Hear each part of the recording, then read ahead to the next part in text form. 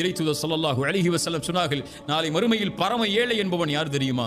நன்மைகளை சுமந்து வருவான், மூட்டை மூட்டைகளாக, மலைகள் மலைகளாக நன்மைகளை சுமந்து வருவான்.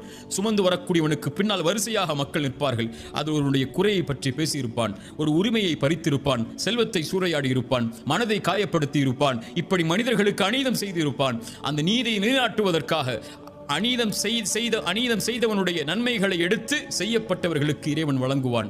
எல்லா நன்மைகளும் வழங்கப்பட்டு எந்த நன்மையும் அவர்களுக்கு கொடுப்பதற்கு இவன் செய்த அந்த செயலுக்கு பகரமாக கொடுப்பதற்கு இல்லாத பட்சத்தில் அவர்களுடைய பாவங்கள், அவர்களுடைய குற்றங்கள் அனைத்தையும் இவன் மேல் சுமத்தி இவனை நரகத்திலே தூக்கி வீசுவான். நன்மைகளை சுமந்து வந்த இவன் அநீதத்தின் காரணமாக இறைவன் நீதி செலுத்துவதால் நரகத்தில் தூக்கி வீசப்படக்கூடிய இவன்தான் பரம ஏழை என்று இறைத்தூதர் ஸல்லல்லாஹு அலைஹி வஸல்லம் அவர்கள் சொன்னார்கள்.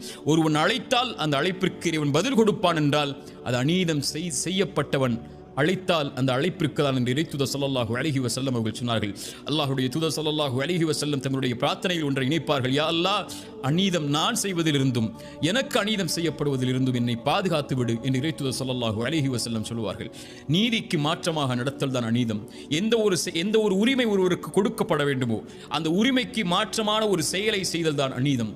இந்த அநீதத்தை இறைவன் தடை செய்து விட்டான். இறைத்தூதர் ஸல்லல்லாஹு அலைஹி வஸல்லம் அதனால் தான் சொன்னார்கள், இறைவன் கூறுவதாக, என் அடியார்களே, அன்போடு அழைத்து சொல்கிறான், என் அடியார்களை கேட்டுக்கொள்ளுங்கள், அநீதத்தை நான் என் மீது தடை செய்து கொண்டேன், உங்களுக்கு மத்தியிலும் தடை செய்திருக்கிறேன். ஃபலா ததாலமு, உங்களில் ஒருவருக்கு ஒருவர் ஒருபோதும் அநீதம் செய்யாதீர்கள்.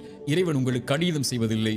ஆனால் நீங்கள் படைப்புகள், உங்களுக்கு எந்த உரிமையும் அநீதம் செய்வதற்கு இல்லாத பட்சத்தில் உங்கள் பெற்றோர்களுக்கு, உங்கள் உறவுகளுக்கு, உங்களுடைய கணவனுக்கு, உங்களுடைய மனைவிக்கு, பிள்ளைகளுக்கு, நண்பர்களுக்கு, உறவுகளுக்கு, அண்டை வீட்டாருக்கு, தெரிந்தவருக்கு, தெரியாதவருக்கு, உங்கள் மதத்தை சார்ந்து வாழ்பவருக்கு, உங்களை மதத்தை சார்ந்து வாழாத எவருக்கும் ஒரு கடுகளவு கூட அநீதம் செய்து விடாதீர்கள். இறைவன் எந்த செயலையும் பொறுத்துக் கொள்வான். ஒரு மனிதனுடைய செயலில், அவனுடைய நன்மைகளில், அவன் செய்யக்கூடிய பாவங்களில் அநீதம் கலந்து விட்டால் எல்லாம் அழிக்கப்பட்டுவிடும். அநீதம் செய்யப்பட்டவன், நான் ஒருவனுக்கு அநீதம் செய்தவன் எனக்கு எதிராக ஒரு பிரார்த்தனையை செய்து விட்டால் அவ்வளவுதான், வாழ்ந்த வாழ்க்கை முழுக்க வீணாகும். இறைத்தூதர் ஸல்லல்லாஹு அலைஹி வஸல்லம் கூறிய இந்த செய்தியை பாடமாக, படிப்பனையாக பெற்றுக்கொள்வோம்.